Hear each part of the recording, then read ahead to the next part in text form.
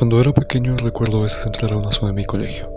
Era un pastal con árboles y una cancha de fútbol, nada del otro mundo, pero era el mejor sitio para estar en su momento, y hubo una época en la que el sitio se volvió aún más mágico para mí. No porque añadieran algún tipo de juego o algo parecido, sino porque ahora podía haber otra forma de vida allí, algo que no era ni un árbol, una flor pequeña o algún tipo de diente de león. Era un hongo.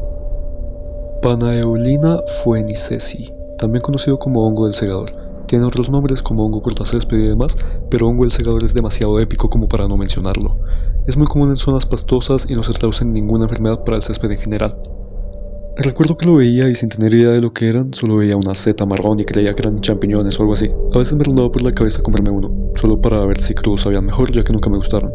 Nunca lo hice, tal vez por el asco que me generaba saber que otras personas los pisaban o porque me daba miedo que no me gustara y que me cobrara la vida del pobre hongo en el proceso de descubrirlo. Actualmente pude investigarlo un poco y, gracias a Dios, no me gustaban esas cosas. Esta seta produce 5-HTP, que es un aminoácido, y aparte de eso produce la misma serotonina. Y me dirás, si produce serotonina, entonces alguna sensación placentera ingerirlo. Puede que lo relaciones tal vez con los alucinógenos. Pero no es un hongo comestible. Al contrario, es levemente venenoso. Si llegas a ingerirlo, es probable que no ocurra nada, como ha sido el caso con algunos perros, porque sí, se experimentó lo que le sucedía a los perros al ingerir este hongo. Y es probable que el tuyo se acabe metiendo uno al hocico en cuanto tenga oportunidad, ya que es una seta muy común. Pero aún así, en todo caso, no es algo tal cual de lo que te debas preocupar, o algo que sí o sí vaya a acabar con la vida del animal. En muchos casos no presentan inconvenientes, en otros pocos al cabo de 1 o 2 días empiezan a tener síntomas de intoxicación y es mejor llevarlos a que reciban atención. Lo mismo aplica con los seres humanos, que sí, como ya dije, muy probablemente no te va a matar. Pero entre los síntomas están taquicardia, náuseas, mareos, convulsiones, ansiedad, vértigo y absolutamente cualquier cosa que te pueda hacer pasar un mal rato. Es algo con lo que mi yo pequeño y mi yo actual también creo que preferimos mantener un poco de distancia. Pero bueno, si bien entonces no podemos relacionar la serotonina con hongos alucinógenos, ya que como vimos no es el caso por lo menos de mi amigo el hongo cortacésped, sí que podemos hablar de seres que producen alucinaciones. Esto es un mecanismo que han desarrollado distintas especies para dificultar a algunos animales a comérselos, principalmente insectos y otros animales pequeños que no se los puedan comer de un bocado, ya que entonces no les serviría de nada, ¿no? Por algo es que hay humanos que se los comen. Estos hongos en particular contienen una alta tasa de psilocibina, que dentro del cuerpo se convierte en psilocina y actúa sobre tus neurotransmisores, haciendo que tu cerebro no solo segregue serotonina, generando una sensación de placer y demás cosas que ya conocemos de esta hormona, sino que también cambie tu percepción general de la realidad. Esto lo hace afectando tus sentidos.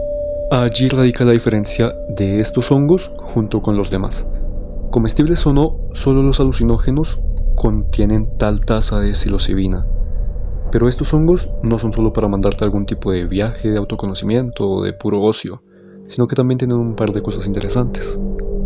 En 1983, Kary Mullis gana un premio Nobel por haber inventado la PCR, reacción en cadena de polimerasa en español, ya que las siglas están en inglés, claro.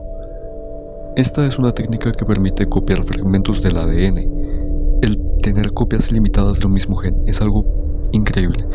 Es capaz de copiar el genoma en general, y Mullis mismo menciona que estuvo al alcance de cualquier otro científico, ya que cada uno de los componentes del PCR eran conocidos desde hace ya al menos 15 años antes de su invención. Y dice cómo debe de arderle a sus compañeros que de todas las personas, justo a él se le ocurriera.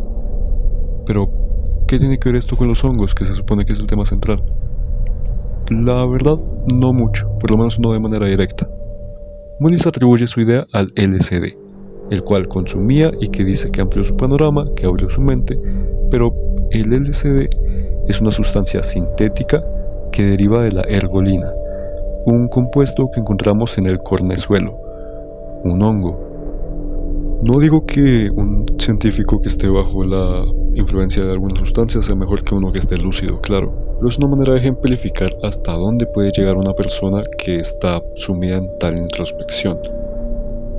Es tanto así que se ha llegado a considerar la utilidad de estos hongos en el ámbito psicológico, usándolos con fines terapéuticos, ya que así es más fácil que el paciente entre en la situación que se le proponga para ayudarlo.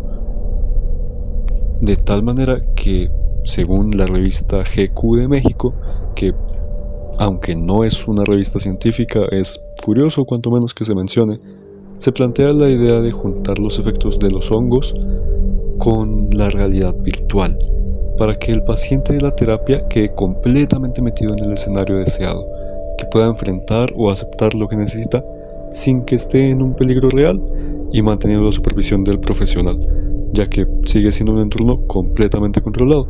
Incluso se menciona el uso de inteligencia artificial para análisis de los resultados, pero a mi parecer es un poco innecesaria esa parte.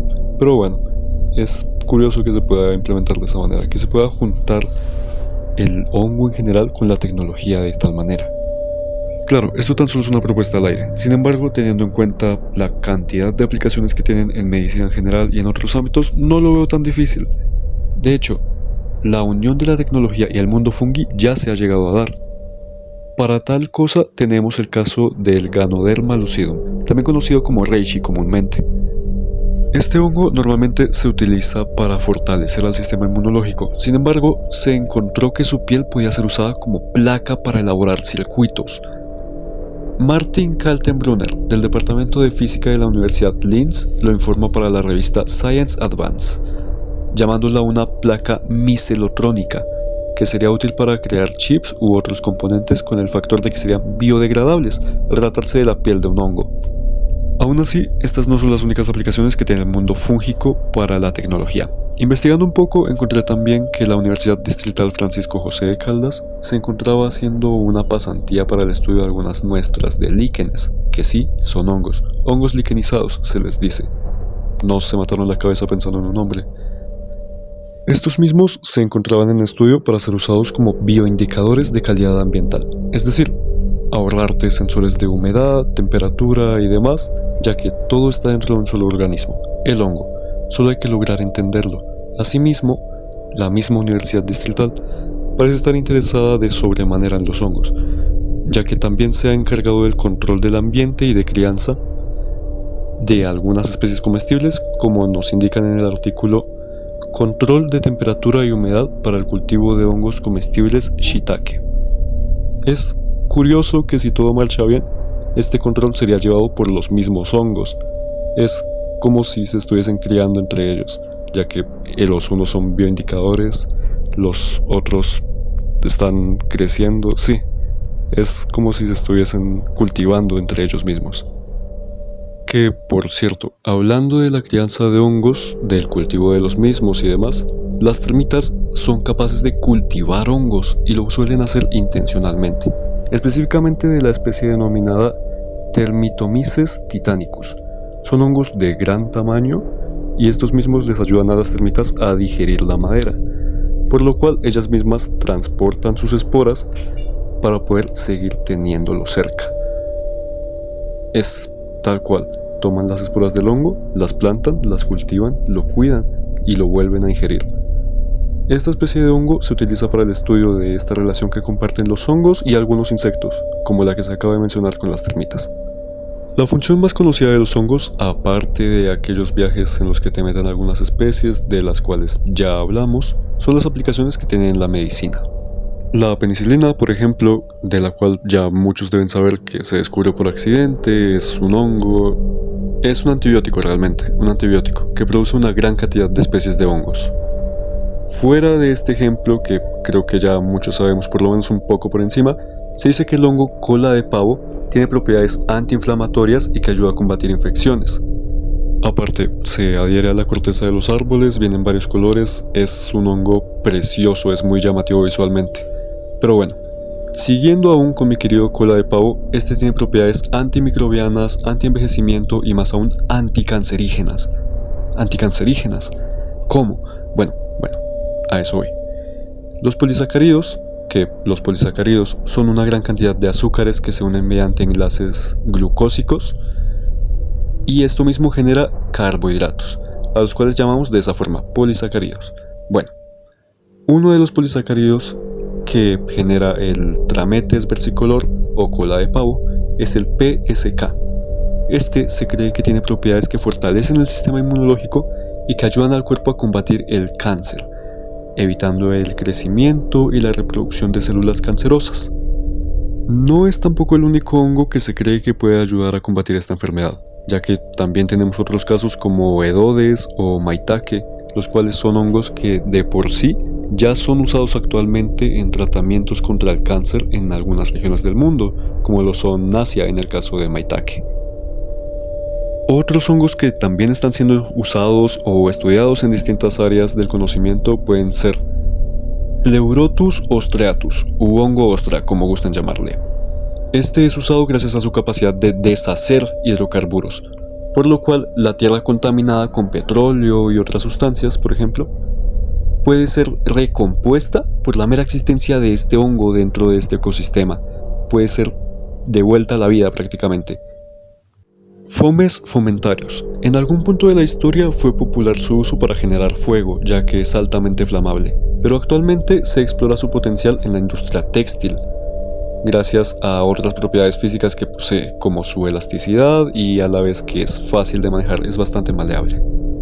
Saisophyllum comune está siendo investigado ya que tiene una capacidad excepcional para autosanarse. Regenera el micelio a una gran velocidad, permitiéndole recuperarse de una buena cantidad de daños, que, para quien no lo sepa, el hongo no es tal cual la seta que vemos, esa es la parte fructífera del hongo. El hongo como tal es el micelio es el organismo en sí, que se encuentra bajo tierra. Este se estudia en ingenierías enfocadas a la salud, para la cicatrización y la recuperación de tejido, así como también en ingeniería civil, para reforzar estructuras y hacer más sencilla su reconstrucción, basándose precisamente en la estructura del micelio que tiene este hongo para regenerarse.